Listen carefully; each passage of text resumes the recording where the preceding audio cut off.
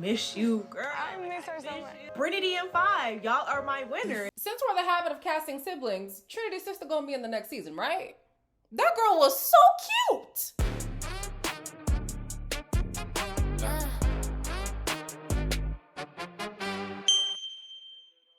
Hello everybody, welcome back to my channel. My name is Queenie. For those who don't know me, reviewing Love Island USA, season 8, episode 35. Before I get into it, please make sure to like this video, subscribe and hit the bell, and leave a comment down below. Is it 35 or 36?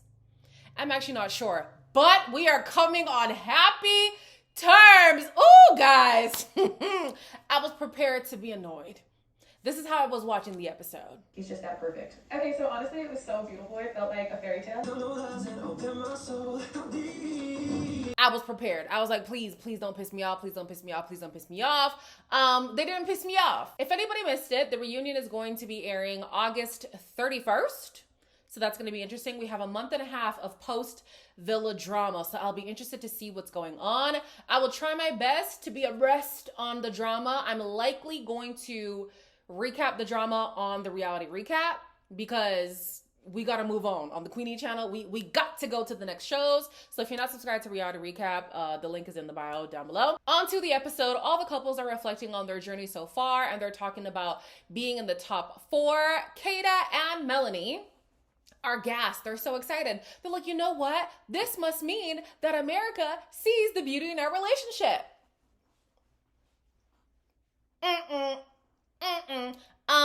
For Melanie, it's mainly you, sister. America likes you. And then for Kayda and Zach, the votes were rigged. The votes were rigged. So I wonder how both girls are going to feel when they're outside the villa. I mean, they're already outside the villa and they see how the vote really went down.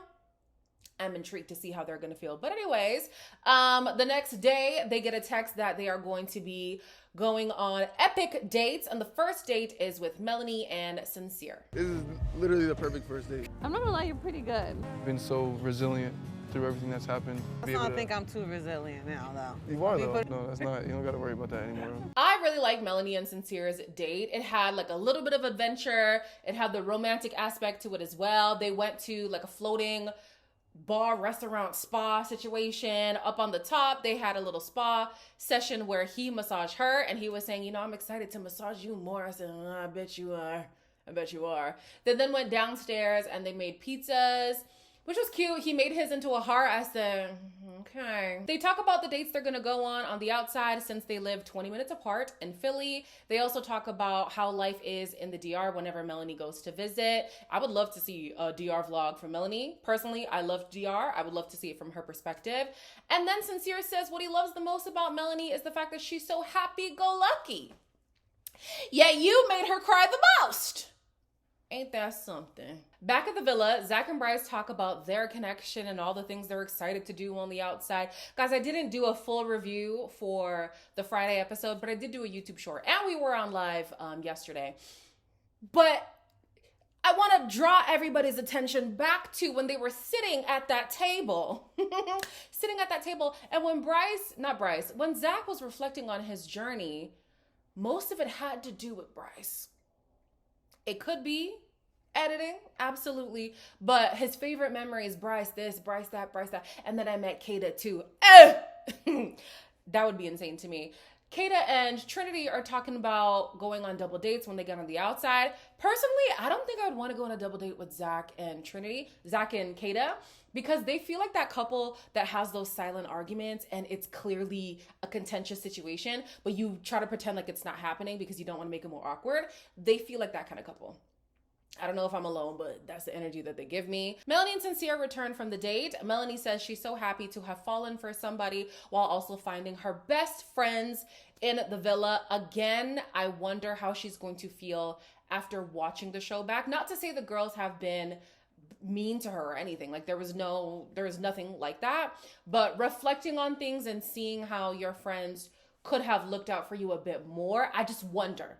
I wonder how she's going to perceive things after reflecting on the journey as a whole. Trinity says it's amazing to see 4 Black women in the finale. This is what America needs to see. This is what is going to inspire the girlies to apply for the show. I'm not going to lie. This felt prompted. It felt prompted, especially because there's been this whole conversation of were these 4 girls chosen because they're trying to replicate the PPG thing. They're trying to replicate Nicolandria. There's literally 3 iterations of Nicolandria happening in this finale. So this part kind of felt a bit contrived, but it is what it is. Carl asked Sincere if he loves Melanie, and he's like, I don't love her yet.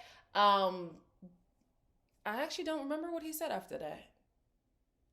The fact of the matter is he don't love the girl. Maybe he has love for the girl. And he says, you know, she's just been so patient with me and resilient. He's used the word resilient twice in this episode. And even earlier, Melanie was like, not too much of the whole resilience thing. Don't be putting me through more bullshit. Okay. Next, we have Kata and Zach's date. I'll be so honest. Horrible. Let me not say horrible. I think the little speedboat thing, that was cute. That was fun. If you like adventure, you probably would have loved that date. But the setup for the dinner portion, so cheap. It's so beautiful. Look at my view right now. Katie and Zach. Oh, shit. So cute. I think Zach and Katie sounds better. I like the Katie. All right. They both say that their connection was pretty much instant, and that has been the theme throughout. They've been attached at the hip, and they really haven't wavered since they got together.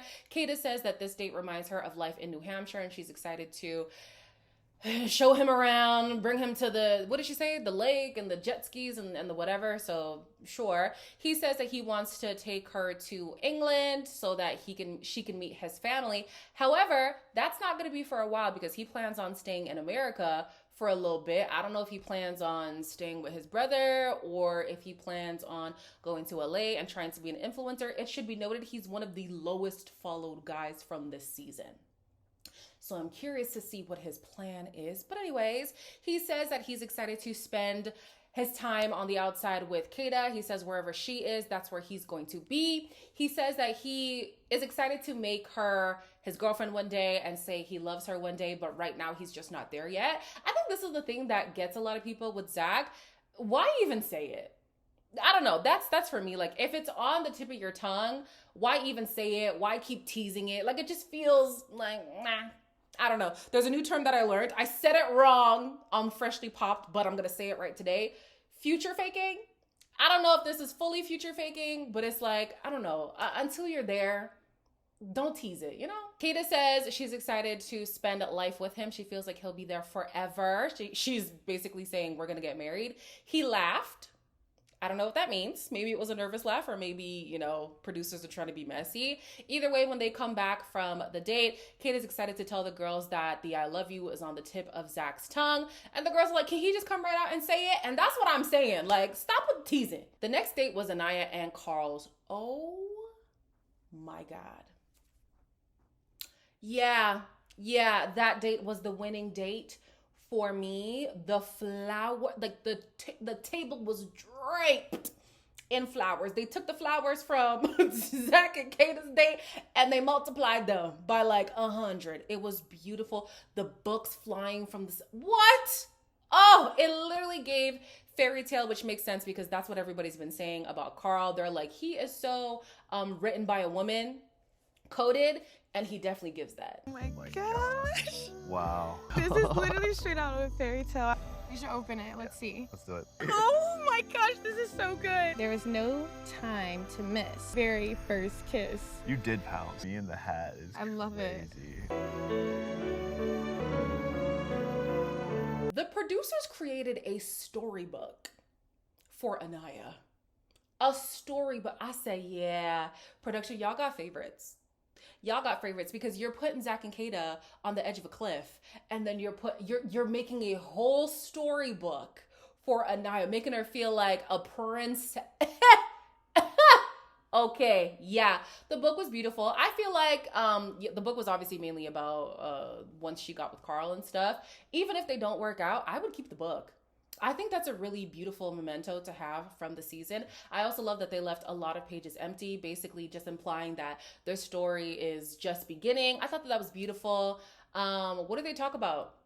Meeting each other's family, how great that was, how they're excited to experience life on the outside. A question mark that I do have for them is the distance and also him being in school right now. I just don't know how much time he'll have available to make a long distance relationship work. But as for their coupling, I will say today really tipped the scales for them for me. Yeah, this was very cute, very beautiful. Trinity and Bryce went on the last date. Their date was second for me. It was Carl and Anaya, Trinity and Bryce, Melanie and Sincere, Zach and Kata. Trinity is asked by Melanie if she's nervous, and Trinity's like, no, this man is my boyfriend. He's my best friend. What is there to be nervous about? Okay.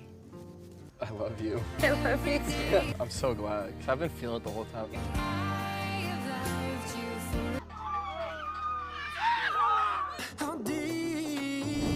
I was actually really happy to watch this date, even though I watched it on 1.5, because I watched the whole episode on 1.5.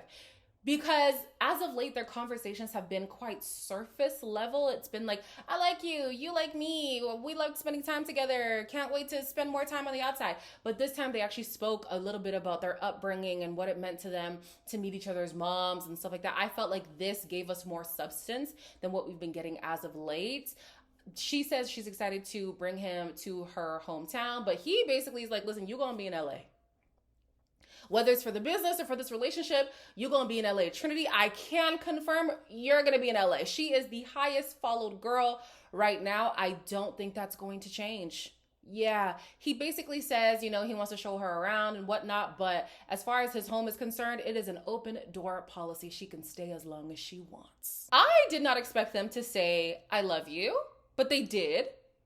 And I'm like, okay. You know, like, because sometimes I have moments like, are these two producer plants? It doesn't help that they're both to-be actors, but the I love you felt genuine. And even the way the episode ended felt really genuine. So I was like, okay, I could buy into this. And I'm glad that Bryce said I love you to Trinity, because he already done said it to Zach. You could at least say it to your girlfriend. The next morning, the girls are taken out on a pampering day. They get their nails done and they talk about their journey so far. Then fast forward to the evening, each couple had their pictures on these big monitors and they got to walk down a memory lane. They then went into a huge photo booth. They danced like it was prom. Even Melanie said, this feels like prom. I've never been to prom. They get to watch their highlights of the season, which I actually enjoyed way more than the final speeches, because the final speeches are basically what they've just said on the dates. Give us something different. So I really did appreciate that. They also get messages from the family, which was really cute. Now, this is where the show lost me again. There were many moments where I was like, whew, they're really pushing certain narratives here. Why do they have cameos from Lizzo, Demi Lovato, Ciara, Jordan Sparks, Somber, Alex Warren, Kesha, Drewski, and Kehlani? For what? For what? Like, they're really trying to redeem this season. And don't get me wrong, it's not like this season didn't have its moments. It definitely did. But a lot of the internet chatter is how weird the season has felt, how overproduced the season has felt. It felt like there were agendas, more so, like now more than ever, that production was trying to push, and we feel it. And one person had a good theory. I was watching Blue Centric yesterday, and she was saying, because the show is really trying to push beyond the villa, it makes sense why they didn't bring so many bombshells and stuff, because if you have a revolving cast, it's hard to then buy into them if you're doing a spin-off type of show. So if you have a cast that stands the test of time, you want to follow them post the show, which makes Beyond the Villa better, right? So I can definitely see that being a motivation for the show, not wanting to, you know, be cycling through people so much. But it's unfortunate, because I feel like there were a lot of potential storylines that got snuffed because, you know, longevity was supreme this year. Anyways, Ariana comes out and she asks everybody how their journey went. I'm going to skip to the end, guys. Didn't really care for that. 4th place, obviously, Zach and Kata. That was great for me. 3rd place was Melanie and Sincere. I'll be honest, was not sure, but I'm glad they were 3rd. 2nd place was Carl and Anaya, and the winners were Trinity and Bryce. How are you guys feeling right now? I love you. Oh! I didn't expect this to happen to me. Where I'm from, not a lot of things that really come out. It does happen, but it's rare. Really glad that I got to meet Bryce. Now it's like hitting me and I'm processing. It's real. It's real. I was like, you know what? Maybe you're not scamming, girl. And even if she was scamming, she's still my favorite. She's the only girl. No, I follow. Who else do I follow? No, I think it might only be Trinity. I really like Trinity, so even if she was scamming, I don't care. I still like the girl. But this moment gave to me, okay, no, this is real. This is real or whatever. Did y'all see at the end when everybody jumped in the pool that Melanie and Anaya were kissing? Melanie, it's not by force to be with Sincere. You know that, right? Like, you, if your true love is a woman, I support you, sister. Like, it's okay. It's okay. But we're gonna see what happens on the outside. People have already been talking. First and foremost, I was ready to come and cook TT because of the post she seemingly was liking and stuff. Those are doctored. If you guys see Tiara making posts about like, oh, I made Trinity, no, liking posts about she made Trinity and how producers had it out for her and how she hates the core 4 girls. She has debunked that. She said all of that is doctored and there are fake TikTok accounts just, you know, talking as if they are her. So just be mindful of that. We know some Island fans are a little bit weird. Just a little bit. They're a little bit weird. So yeah, I'm still intrigued to see how things go. Like I said at the top of the video, definitely going to be covering those over on the reality recap. But over here, we're moving on to Married at First Sight, the Ultimatum Season 4, and Love is Blind UK after the Alto. So definitely stay tuned for that. But until then, like, comment, share, and subscribe. And I'll see you in the next one.